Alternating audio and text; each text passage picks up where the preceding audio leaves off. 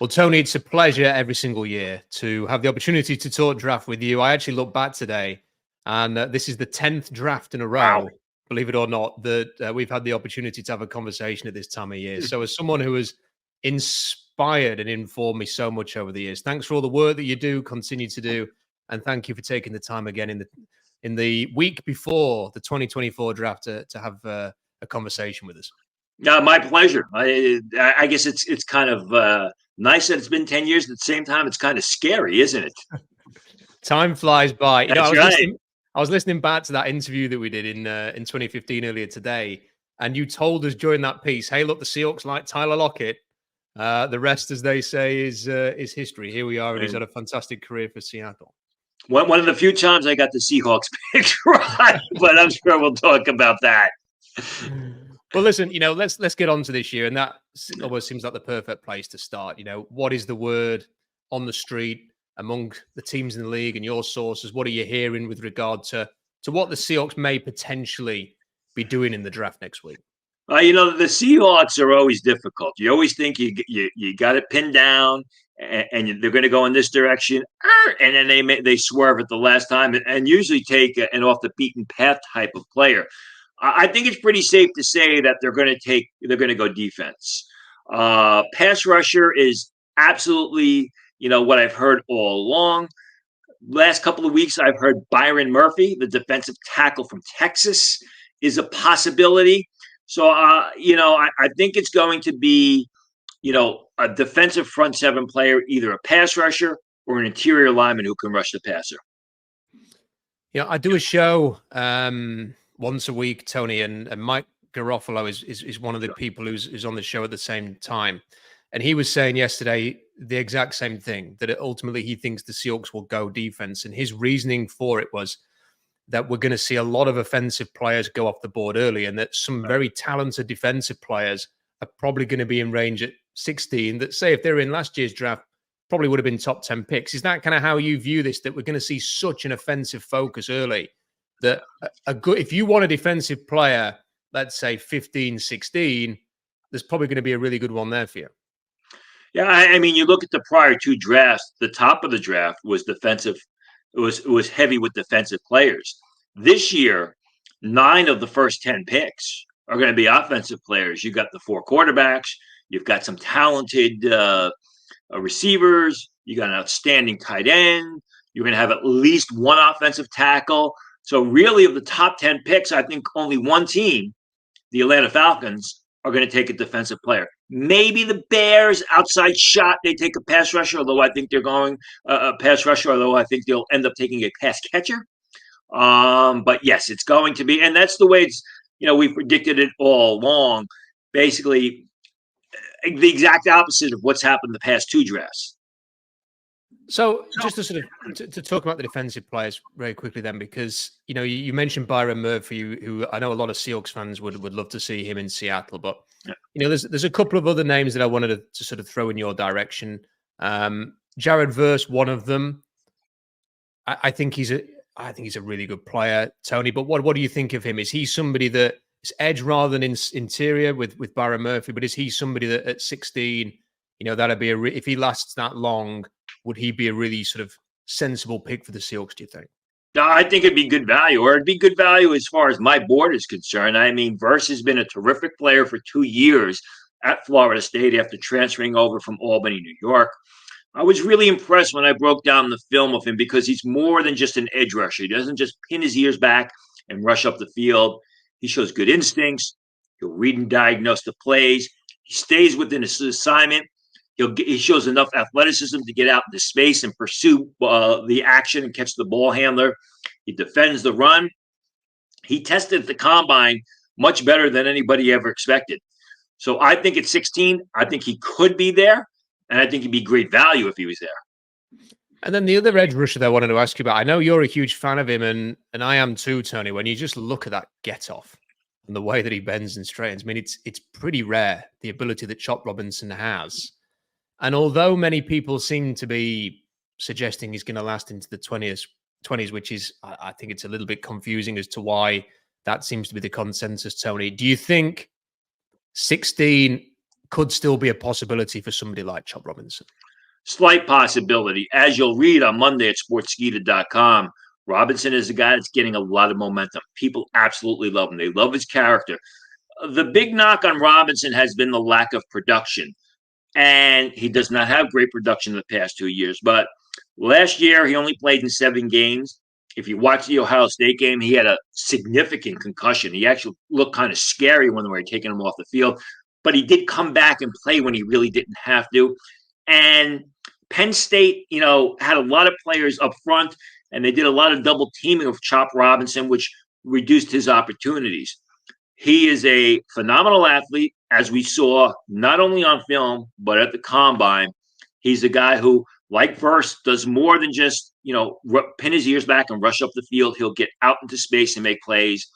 He's a guy who does a lot more than just wide angle rushing. He shows a good inside move. He's very explosive. He's got some growth potential. You can play him out of a 3-point stance or stand him over tackle. He's a guy that just has wowed me. I don't think he showed great progress last year. If he had, I think he would have been a top 10 pick. But then again, as I said, he had that serious concussion against Ohio State, which I think set him back. But I believe he's got great potential. Right now, Chop Robinson is the 13th player on my board. He's 2 spots below Jared Verse, and sandwiched between them is Byron Murphy. So I think, I think that 16 would also be good value for Chop Robinson based on where I have him ranked. I had just to flip it to the offense, I had a chance to interview Troy Fatanu last week. He's someone who's regularly mocked to the Seahawks. What do you sort of see his draft range? Because he's somebody who, depending on who you listen to, some people think he's very much a top offensive lineman who could go very early. There's others that think he might last into sort of like the late teens, early 20s. Where are you at with Fatanu? Yeah, I'm hearing, and I've not confirmed this, there may be a medical issue with his knee. I hopefully have more on that next week.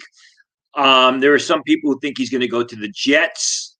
I could see the Raiders taking him. I could absolutely see the New Orleans Saints taking him at 14. You look at the New Orleans Saints, they need a pass rusher. They signed Chase Young, which will kind of stem the tide for a little while if they need a pass rusher.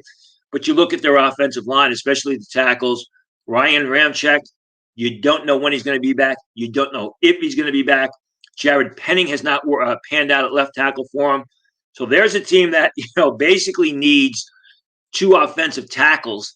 If they take Penning, maybe they move him to the right side. Patano's a terrific player. I mean, he was an outstanding left tackle at Washington. He's athletic. He's mobile. He's real good in pass protection. He's outstanding getting to the second level and blocking in motion. He's a little bit shorter than some teams want in a left tackle at 6'3.5".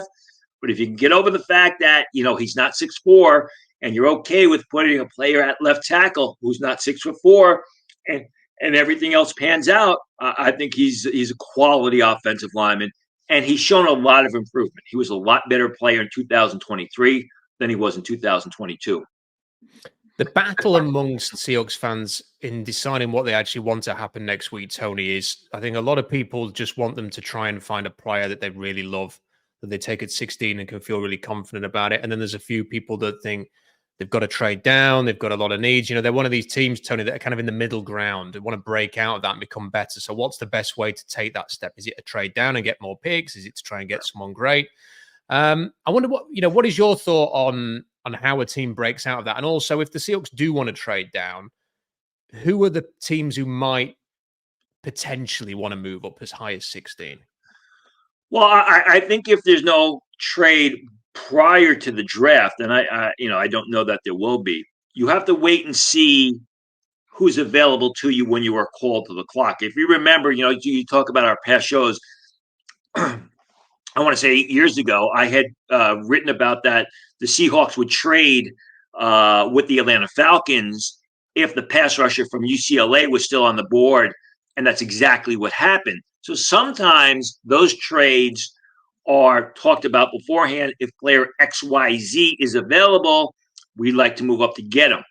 I think you have to, you really have to see what's on the board, because if there's a player that you covet and you're called to the clock at 16, and you have this guy rated as the 10th, 11th, or 12th player on your board, and he's not only a great player, he fits a need, you're getting great value. And you have to look at, you have to compare what a trade down is going to bring you versus passing up on a potentially outstanding prospect, a player that's rated very highly on your board.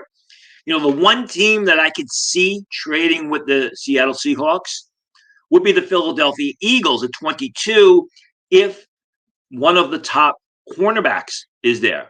If Quinyon Mitchell happens to get past the Indianapolis Colts and he's there at 16, I could absolutely see Howie Roseman, who jumps all over the draft and is not afraid to move picks, picking up the phone and calling Seattle and say, hey, listen, we want to trade up. We want to get Quinyon Mitchell, maybe Terrion Arnold, because we have a needed, cornerback. We like both of those players.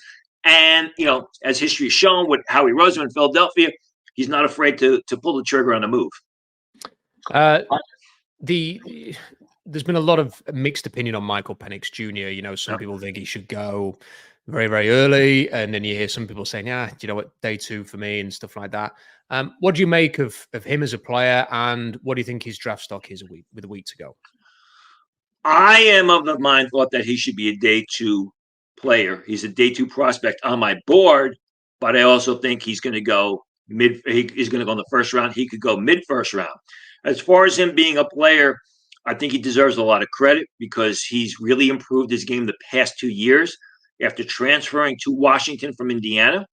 I think he's one of the best vertical passers, if not the best vertical passer of the top 5, 6 quarterbacks in this class. There's no doubt about it. He throws some magnificent passes down the field, passes that other quarterbacks in this draft cannot make. I think the things that concern me about him is, number one, 24 years old, plus the injuries, which makes you think he's physically tapped out and he doesn't have great upside. I also think there's a streakiness in his game. There's a lot of inconsistency in his game, which bothers me about Penix. Sometimes you don't know what you're getting down to down, series to series, quarter to quarter. Did not play well in that national championship game. And that's Michael Penix. I mean, he'll play great in one series, move the team down the field, get them in the end zone, and then he'll disappear for 3 or 4 series where there'll be a 3 and out. I do think there's a chance that he could go in the middle of round 1 to a team like the Raiders or another team that may trade down in the top 4 and then take a quarterback. I think he's going to be drafted a lot earlier than people think, or that's what I'm hearing right now, because of the big arm and because of the fact that he plays quarterback. And the quarterbacks, as we've seen, are always overdrafted anywhere from a half round to a full round compared to what their board value is. I wanted to ask you quickly about a couple of other offensive players. Telias Fuaga from Oregon State, a thought on him, and also Amari Mims, who, when you watch Amari Mims, Tony, I always kind of think like, God, you can get so excited about him, and you want to imagine him on your team. But then I also, in the same breath, I think if I was a GM and my job was on the line, I'd also be sort of thinking, okay, he's had so few snaps, he's played so few. Can you actually take him? So, what are your thoughts on Mims as well as Fuaga? Well, Mims is a guy who was injured, which is why he didn't take so many few snaps, as opposed to, say, a Tyler Guyton, who has great ability, but really never played up to that ability on a consistent basis. So while I could understand the concern about Mims, I look at it as a guy that doesn't have a lot of mileage, a guy that is really good now and has incredible potential just based on the fact that he hasn't played that much. He's big, he's massive, but he moves relatively well. He's got great power. He's a real good pass protector for a right tackle. He moves relatively well. I could understand the lack of experience. I think he started, 8 games the past 2 years. I would, watching him on film, kind of look at it as a positive and saying, yeah, he's only played 8 games, but look how good he was in those 8 games. And imagine if he's properly coached and developed, what the future is going to hold for Amari Mims. Fuaga, he could go as early as 10 to the New York Jets. I don't know that I agree with it. I'm sure we'll talk about that. He is doesn't as move as well as far as Mims is concerned, as far as Mims, as far as I'm concerned. But he's a powerful blocker. He plays with a nasty attitude. He moves relatively well. He's able to get out on the second level and block. Some teams like him better at guard than they do tackle because they don't think he's as good a pass protector compared to Mims. I would say leave him at right tackle. If he can't handle the right tackle, kick him inside the guard. But he's a guy who, you talked about where Fatano's going to be drafted. Excuse me. I think the Raiders could take him at 14 if they don't take Michael Penix. The Seahawks have 16. If they use the 16th pick, they don't pick again till 81. Is there a player or maybe even a couple of players, Tony, that when you just purely on that third round range, that when you look at your board, you think, do you know what, in round 3, that'd be a value pick, for whoever it is, just players that you like in that kind of range? Well, I just got to go back. I said the Raiders at 14. The Raiders have the 13th pick. As far as the question for third round, is there any particular, if they don't go pass rusher in the first round, maybe a guy like Austin Booker of Kansas, who I think would be a terrific pass rusher in that system in the third round. A Jonah Ellis of Utah, another guy who's got to get a little bit stronger, but he's explosive. He's athletic. He plays with just a violent attitude. If they're looking for the, sort of a smaller, explosive interior defensive tackle who can rush the passer, Emeka Wingo of LSU, I think, would fit the bill as well. So moving away from Seattle, you've been reporting on many different topics over the last few weeks. And one of the things you've been talking about recently, Tony, is about the Broncos willing to trade up aggressively. The potential haul that you mentioned, it could even include Patrick Surtain and multiple picks. So my question for you, Tony, is how do you feel about that? Because you can understand why the Broncos want to be aggressive to find the quarterback. But if J.J. McCarthy is the guy that they're moving up for, is J.J. McCarthy good enough to justify not just a couple of first rounders, but someone as talented as Patrick Surtain being dealt as well? In my opinion, no. And I've stated this all along. I think J.J. McCarthy is going to be overdrafted more so than Michael Penix. He did a lot of winning at Michigan. He wasn't asked to throw the ball all that much because they didn't need him to throw the ball. And to his credit, he played within the system. I think there's something to be said for that. He's a great leader. He's got great moxie. He's got great confidence. And that has translated over into the interview process, which is why teams have fallen in love with J.J. McCarthy.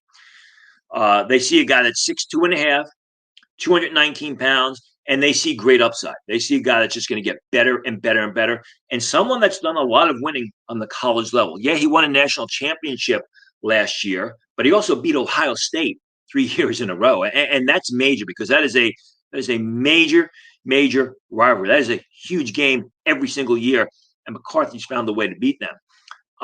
When I see J.J. McCarthy, I see a guy who makes a lot of questionable throws on Saturday, which will be interceptions on Sunday. I saw a guy at the combine who really struggled making the short and intermediate passes. He was looking like he had to put a lot of effort into the ball to get speed on throws and result in a lot of overthrows at the combine, which you really don't want to see. I question his arm strength. I spoke at length with somebody earlier this week, somebody I've known for almost 20 years who I trust. He says, I would agree with you, but there are times when McCarthy makes some incredible passes down the field, so he has that ability.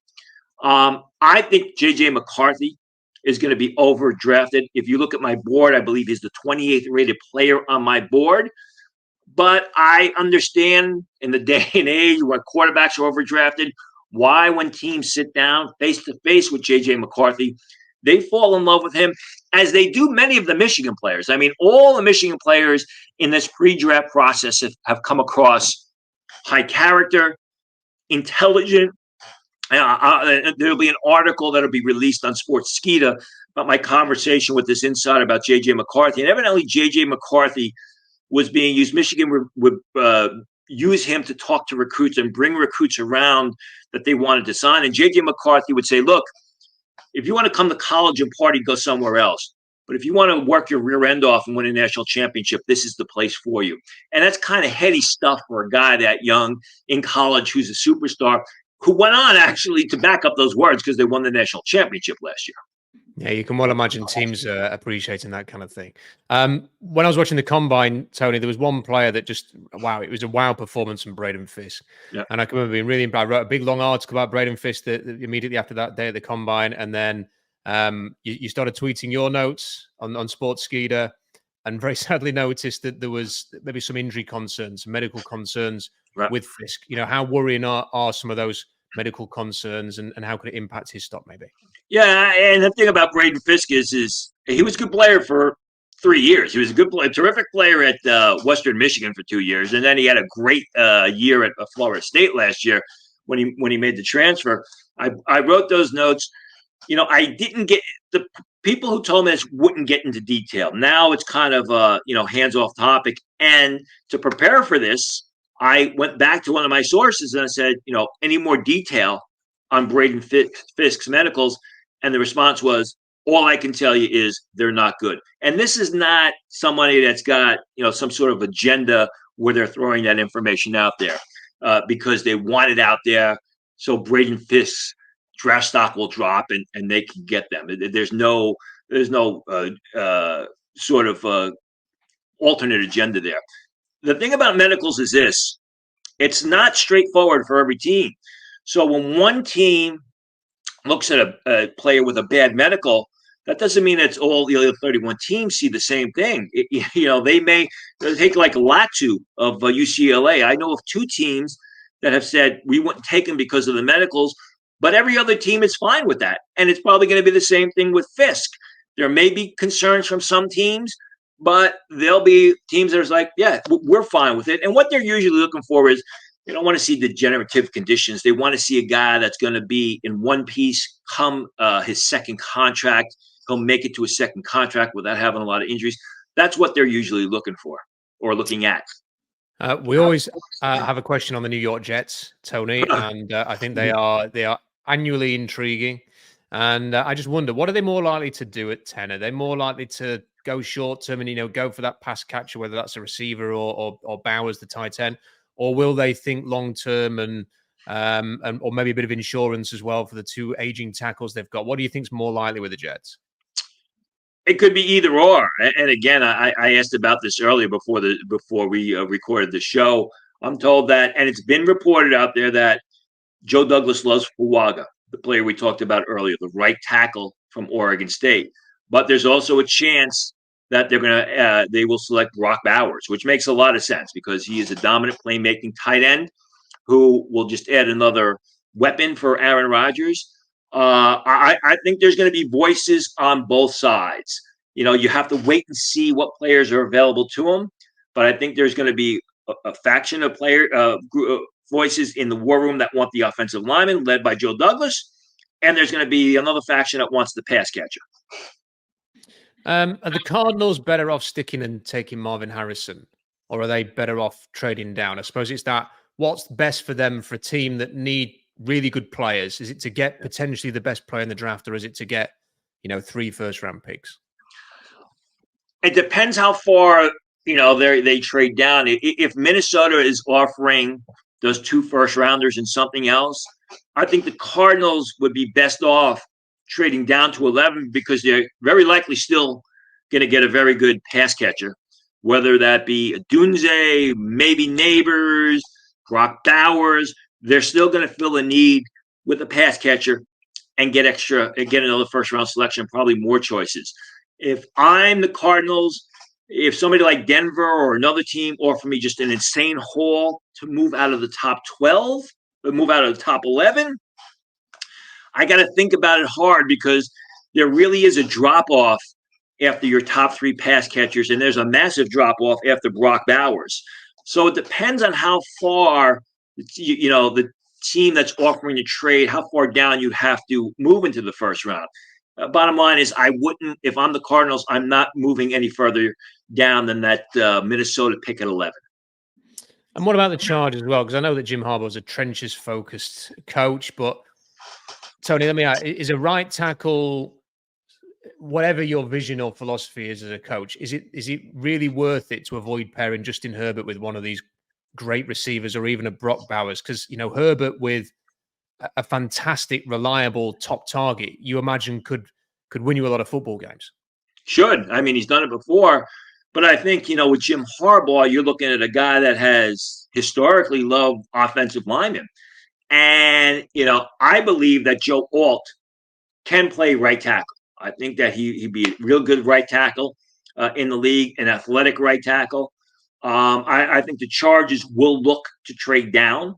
And, if the Cardinals don't trade down and, that fourth quarterback, whether it be J.J. McCarthy or Drake May, is still available to them, I think they're going to get a lot of offers, and then they could potentially trade down. But if they can't trade down, I could understand taking one of the receivers, whether it be Harrison or Neighbors, whoever's available to them, as well as one of the offensive linemen.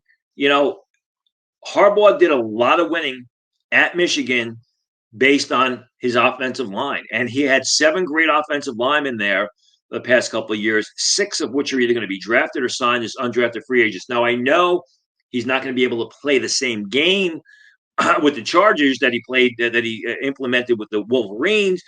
But still, I mean, even with his brother, they are very offensive line oriented coaches. So I think passing up on Joe Alt is going to be difficult for them to do if he can't trade down. Wanted to finish with a bit of a general topic. Has there ever been a pick in a draft over all these years that you've been watching, Tony, that it truly, truly shocked you, that it really knocked you for 6 when you heard it, that's really stuck in your memory over these years?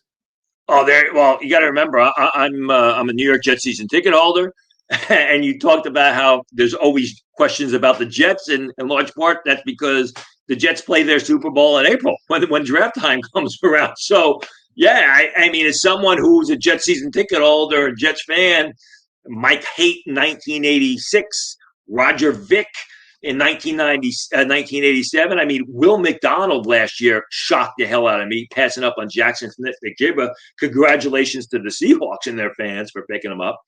The other one would be, I think that blew everybody away, was in 1997 when Ray Rhodes was the head coach of the Philadelphia Eagles, and he took a defensive lineman by the name of John Harris out of Virginia, and no one had John Harris rated as anything other than a 5th-round pick. And Ray Rhodes basically selected Harris 4 to 5 rounds earlier than anyone predicted. And Ray Rhodes, I think, was the head coach there for 2 years. Everything turned out to be a disaster. How are the Jets going to do this year, Tony? Well, as I said, the Jets are in a real good position, and they're really going to have to go out of their way to screw it up, to screw up the draft. I mean. And I have all the confidence they'll find a way to do it. I mean, it's a Jet home game in 43 years. I mean, if you're asking how they're going to do in April, I mean, they've got the ability, especially with that 10th pick, they can get a good player that can fill a need, that can help them from day one. I think they should go offensive line. If they go pass catcher, that should help them. When it comes to the season, I don't know. I think the offensive line is in a little bit better situation than it was a year ago, but everything is on a very thin razor's wire, a very thin margin of error for the Jets. The offensive line has got a thin margin of error. Aaron Rodgers has got a thin margin of error. Areas of the defense have a thin margin of error. And to be honest with you, I am not a believer in the head coach. I mean, people talk about the Jets going to the Super Bowl, making a Super Bowl run. Robert Sala's never had a winning season, so I don't know why people give him the benefit of the doubt. Yeah. Well, fingers crossed for you. I think the Seahawks are playing the Jets this year, so fingers crossed for the other 16 games there. But I must admit, I always keep an eye on them. I've seen a lot of the European games, in London and in Germany. Seen a lot of different teams, but I've been to 2 stadiums in the States, and one of them is obviously Lumen Field in Seattle, and the other one is the old Meadowlands. So always kind of keep an eye on how the Jets are getting on. So the very best of luck with all of that. And let me say this. The old Meadowlands, known as Giant Stadium, was a lot better than the dump that they have there now called MetLife. That's another show altogether. But you were at the right stadium. Yeah. Well, listen, the new stadium is the only place where the Seahawks have ever won a Super Bowl. So it's got there you go. That's right. That's right. Well, listen, Tony, every year, like I said, I really appreciate our opportunity to talk draft. And I've been doing the blog since 2008, and your work, personally has been a must read or a must listen over the years, a titan of draft coverage, and also someone with impeccable music taste as well. Yeah. So it's always a great chance to have a conversation. What have you got planned this week? Where can people find all of your work in the last few days? Well, I mean, we're going to have a lot of breaking news throughout the draft day. Even day 1 and day 2, I'll have news of what's being said around the league. We'll have there'll be an update for the big board. And at Sportskeeda, we got the mock draft simulator. So if you're a Seahawks fan, if you're a Jets fan, whoever you like, you can go there, make believe you're the general manager, do a mock draft for 1 round, 4 rounds, 7 rounds, as much as you like, and then kind of match up your results to what actually happens on draft weekend.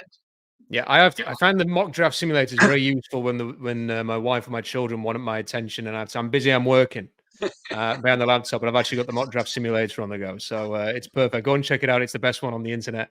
Tony, pleasure to speak to you, and thank you very much for your time again. Rob, been a pleasure, as usual.